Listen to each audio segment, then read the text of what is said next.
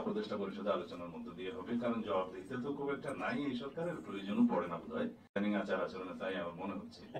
লন্ডনের আলোচনার সূত্র ধরে যে সিদ্ধান্তটা হয়েছে, ইলেকশন কমিশন জনগণের সামনে বলতে পারে যে তারা সরকারের কাছ থেকে একটা পরামর্শমূলক বা নির্দেশনামূলক মেসেজ পেয়েছে।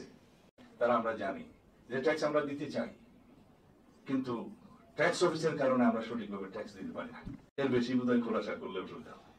যাই হোক, আমরা যদি সর্বক্ষেত্রে আমাদের সততা প্রতিষ্ঠা করতে পারি, দেশপ্রেমকে যদি আমরা প্রায়োরিটি দিতে পারি, তাহলে আমরা একদিন সেই জায়গায় যাবো ইনশাআল্লাহ।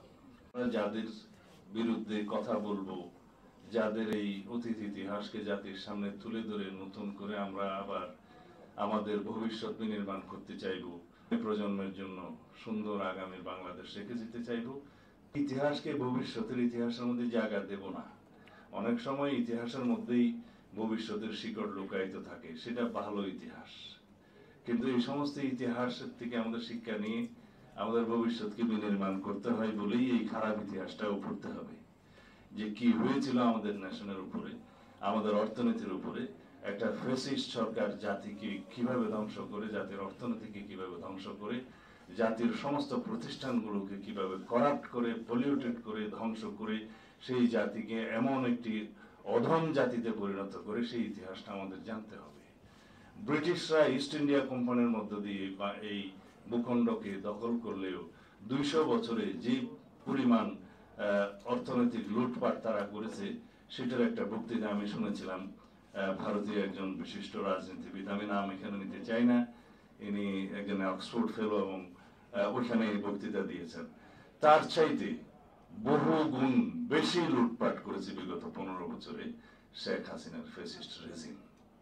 এইটুকু শুধু বলতে পারি। এনিওয়ে, বাজেটের উপর তো কোনো কথাই বললাম না।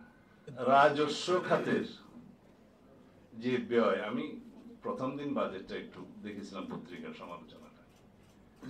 রাজস্ব খাতের যে ব্যয়টা ওখানে নির্ধারণ করা হয়েছে, দেখলাম উন্নয়ন বাজেট, কোন একটা পত্রিকা দেখলাম ঠিক এইভাবে কম্পারেটিভ একটা স্টেটমেন্টের মতো করে দিয়েছে। উন্নয়ন বাজেটের পরিমাণ তার অর্ধেকের কাছাকাছি। যে সমস্ত রাষ্ট্রে রাজস্ব খরচের পরিমাণ উন্নয়ন বাজেটের চাইতে ডবল, সেই জায়গায় উন্নয়ন কিভাবে হবে? নিশ্চয়ই প্রশ্নবিদ্ধ। সেই উন্নয়ন বাজেটটা তখন পরনির্ভরশীল হয়, ঋণ নির্ভর হয়, ব্যাংকিং খাত থেকে লোনটা নিতে হয়, এটার উপরে ডিপেন্ডেন্ট একটা বাজেট হয় এবং ফরেন লোন নির্ভর হয়। এই নির্ভরতা আমরা যতদিন কমাতে না পারবো, কাটাতে না পারবো, ততদিন পর্যন্ত আমাদের নিজস্ব অর্থনীতির উপরে ভিত্তি করে উন্নয়ন বাজেট প্রণয়নের আমাদের প্রচেষ্টা সফল হবে না। এটার জন্য আমাদের কমিটমেন্ট লাগবে, অনেস্টি বজায় রাখতে হবে। এর বেশি বললে বোধহয় আমার সমালোচনা হবে। কারণ আমরা যারা যারা ট্যাক্স দিই, তারা আমরা জানি যে ট্যাক্স আমরা দিতে চাই, কিন্তু ট্যাক্স অফিসের কারণে আমরা সঠিকভাবে ট্যাক্স দিতে পারি না। বেশি বোধহয় খোলাসা করলে অসুবিধা হবে। যাই হোক, আমরা যদি সর্বক্ষেত্রে আমাদের সততা প্রতিষ্ঠা করতে পারি, দেশপ্রেমকে যদি আমরা প্রায়োরিটি দিতে পারি, তাহলে আমরা একদিন সেই জায়গায় যাবো ইনশাআল্লাহ। 22 তারিখে বোধহয় পাশ হওয়ার কথা। এটা উপদেষ্টা পরিষদে আলোচনার মধ্য দিয়ে হবে, কারণ জবাবদিহিতা তো খুব একটা নাই, এই সরকারের প্রয়োজনও পড়ে না বোধহয় ইদানিং আচার আচরণে, তাই আমার মনে হচ্ছে। তো সেই জন্য কর মুক্ত আয় সীমাটা অন্তত পক্ষে আরো একটু বাড়ানো দরকার। এখন 3.5 লাখ আছে, সেটা কমপক্ষে 4 লাখ করা দরকার কমপক্ষে। কারণ এখানে একটা হিসাব দেখানো হয়েছে, যার বেতন 30,000 সে মোটামুটি দরিদ্র বলা যায়, যাদের মাসিক আয় 30,000, তাদের হিসাব করলেও সেটা 3,60,000 হয়। তাকেও এই ট্যাক্স নেটের আওতায় আসতে হবে।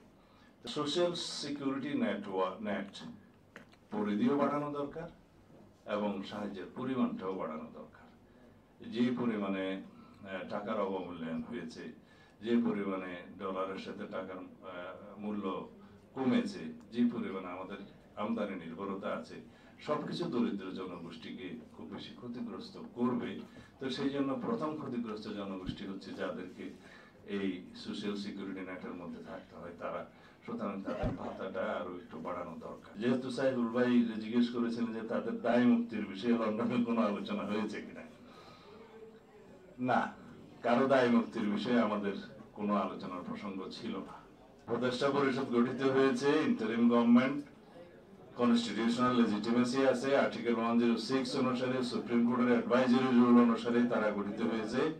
অন্তর্বর্তীকালীন সরকারের প্রধান উপদেষ্টা এবং উপদেষ্টা মণ্ডলী।